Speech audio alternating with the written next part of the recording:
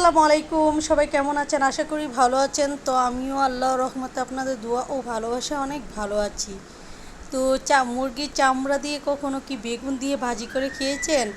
না খেয়ে থাকলে এক্ষুনি এভাবে রান্না করে খেয়ে দেখবেন, একবার খেয়ে দেখবেন, মানে এটার স্বাদ যে কী, এটা না খেলে বুঝতেই পারবেন না, মানে এতটা স্বাদ হয় এটা।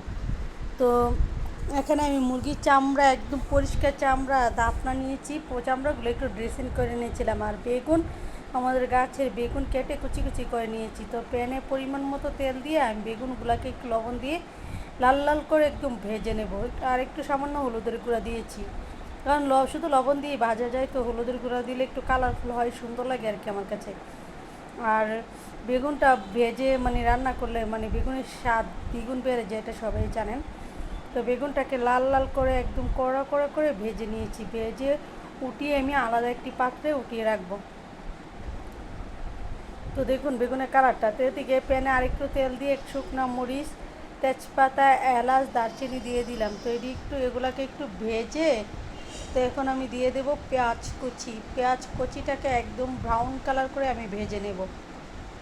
তো পেঁয়াজ কুচিটা যখন ব্রাউন কালার হয়ে আসবে, এদিকে আমি কলা দিয়ে রুই মাছ দিয়ে রান্না করছিলাম, এটার থেকে একটু স্ক্রিপ নিলাম আর কি।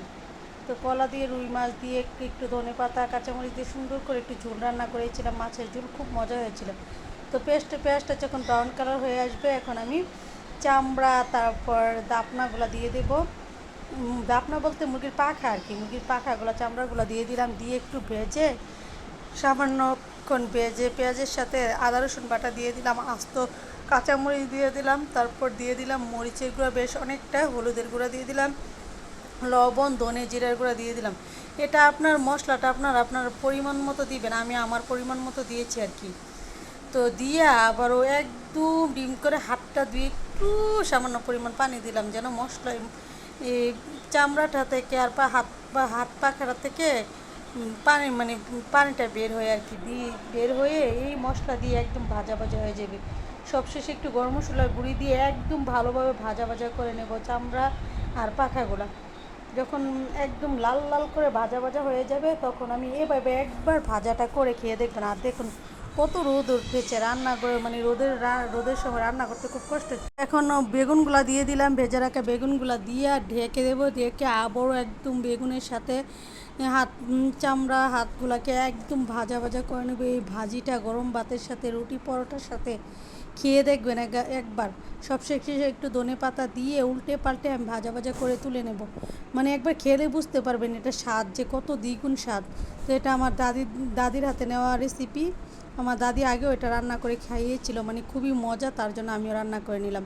তো এখন আমি ভাতের সাথে সার্ভ করে নেব। তো আমার এই রেসিপিটা রান্না করাতে আমার আর কিছু নেওয়া লাগেনি, মানে এই একটা রেসিপি দিয়ে আমি পেট ভরে খেয়ে নিয়েছি। মানে এতটা দুর্দান্ত স্বাদ হয়েছে, কি বলবো। আপনারা একবার এইভাবে ট্রাই করে দেখবেন, মাশাআল্লাহ অনেক মজা খেতে। তো একবার যদি ট্রাই করেন তাহলে বুঝতে পারবেন আমি সত্যি বলছি না মিথ্যা বলছি, মানে এতটা মজা লেগেছিল আমার কাছে। আশা করি আপনাদের কাছে খুব ভালো লাগবে। আমাদের ঘরের সবাই, আমার ছেলে চামড়া খায় না, তো আমার ছেলেও খেয়েছে, বলছে খুব মজা হয়েছে।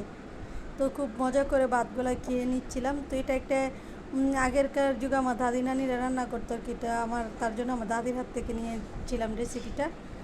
তো আমার দাদি বলছে চামড়াগুলো ফেলে দিস না, চামড়াগুলো এভাবে রান্না করে নে, খেতে মজা লাগবে। আমরা আসলে চামড়া নিই না, চামড়া, তারপর গলা, গিলাকুলি, যেগুলো নিই না, দোকানে দিয়ে আসি।